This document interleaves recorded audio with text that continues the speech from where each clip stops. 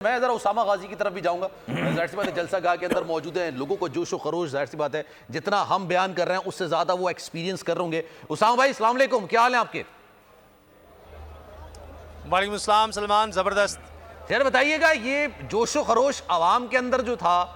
अक्सर लोग ये बात करते थे, ख्याल करते थे कि नहीं भाई अब वो गढ़ नहीं रहा नून लीग का, नवाज शरीफ साहब का। इससे पहले हो सकता है कि नून लीग उस तरह से लोगों को नहीं निकाल रही हो, क्योंकि कहते हैं कि जनाब नवाज शरीफ का ही वोट है पंजाब में नून लीग का, और आज ये बात साबित हो चुकी है। वैसे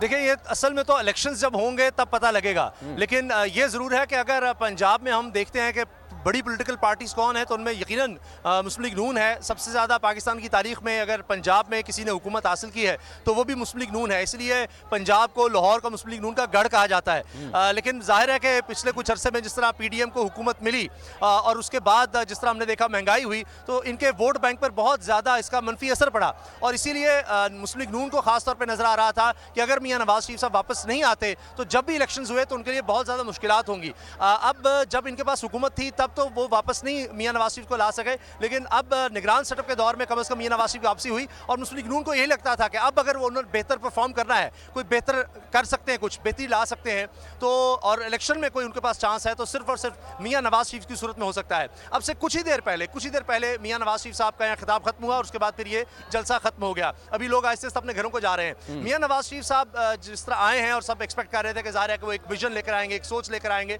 तो उन्होंने मवाजना अपने दौर का ही किया, यानी PDM का नहीं। 2017 की उन्होंने आखिरी बात की, उन्होंने शहबाज शरीफ गवर्नमेंट का कोई जिक्र, कोई बात नहीं की, PDM के दौर की भी कोई जिक्र नहीं किया, बल्कि उन्होंने उसमें भी तनकीद की कि जी हम $5 अरब को हमने ठुकरा दिया था, क्लिंटन ने मुझे कहा था कि ले लें, धमाकों के हवाले से ना करें, तो अब हम $1 अरब के लिए हमारी हुकूमतें जो हैं वो भाग रही हैं। तो लिहाजा अब मियाँ नवाज शरीफ साहब कह रहे हैं कि हमें फिर दोबारा वही तरक्की का दौर उसकी तरफ जाना है, लेकिन आखिर में उन्होंने फिर तहरीक इंसाफ के चेयरमैन को जरूर तनकीद का निशाना बनाया। तो अब जाहिर है कि कोशिश जरूर है कि मुस्लिम लीग नून को फिर रिवाइव किया जा सके, फिर वो जोश जज्बा अपने लोगों में ला सके, क्योंकि वो जो 16 महीने गुजरे हैं वो असल में मुस्लिम लीग नून के लिए बहुत बड़ा एक मसला बने हैं। और अब ये भी है कि मियाँ नवाज शरीफ क्या दोबारा PDM के लोग जो इत्तेहादी जो अब नाराज नजर आ रहे हैं, चाहे फजलुर रहमान साहब हो, खासतौर पर पाकिस्तान पीपल्स पार्टी हो, जो ये इल्जाम लगाती है कि जी मियाँ नवाज शरीफ साहब की वापसी एक डील का नतीजा है, तो अब उस असर को किस